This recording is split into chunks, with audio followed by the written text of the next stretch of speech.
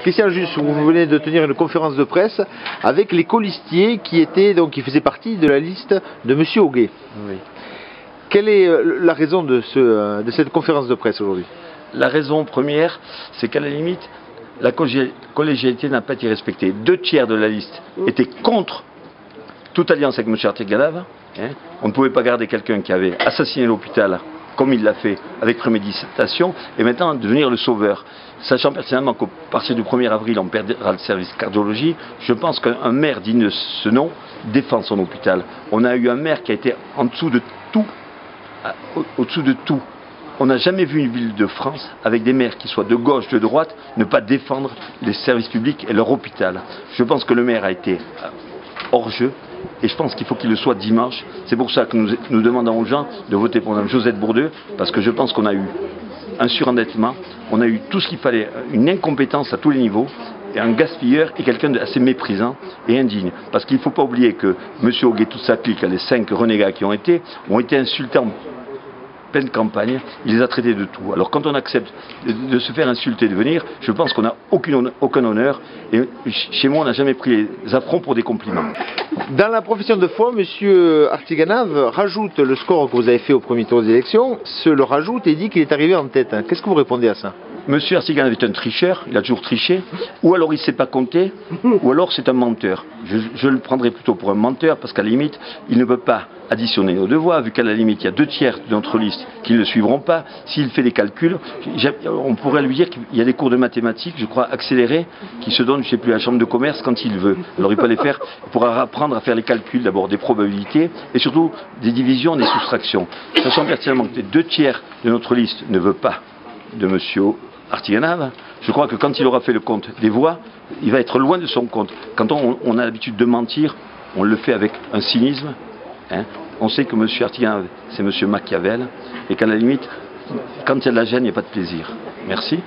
Maryse Gaston, vous aussi, vous faisiez partie de cette liste avec M. Auguet. Vous avez dit votre réaction. Vous êtes venu là pour les gens, et les petites gens, vous l'avez dit, souvent. Quel est aujourd'hui votre regard sur ce qui se passe entre ces 2 tours, aujourd'hui des élections municipales? Je suis très déçue, parce que les gens se sentent trahis. On est vraiment trahis, et notamment les petites gens, comme vous disiez. Parce que j'ai fait du porte-à-porte avec les autres personnes avec moi. Nous faisions du porte-à-porte et j'ai vu vraiment de la détresse. J'ai vu pas mal de gens malheureux, dans la précarité. Et nous étions partis justement dans le but d'essayer d'aider tous ces gens-là, qui ne viennent pas forcément à la mairie ou autre pour parler de leurs problèmes.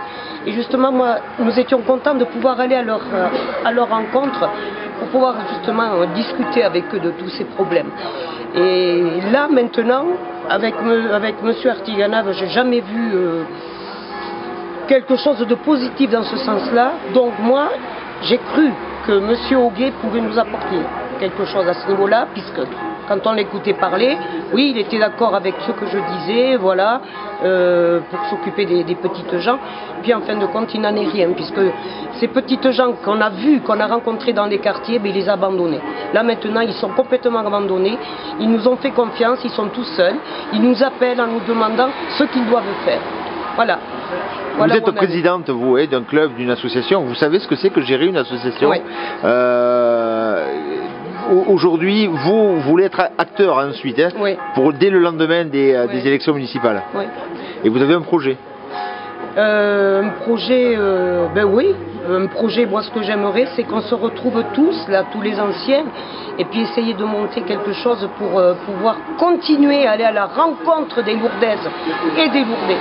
Pour parler de leurs problèmes, essayer de trouver des solutions à leurs problèmes. Moi c'est ce que je veux, voilà, c'est ce que nous voulons, c'est ce qui nous intéresse à nous, c'est les gens, voilà, moi c'est les gens qui nous intéressent. Et vous aussi donc également, vous dites aux gens qui vous ont fait confiance au premier tour de voter Josette Bourdeux? Moi, oui, mais nous le disons tous, et moi la première, là oui, votez Josette Bourdeux.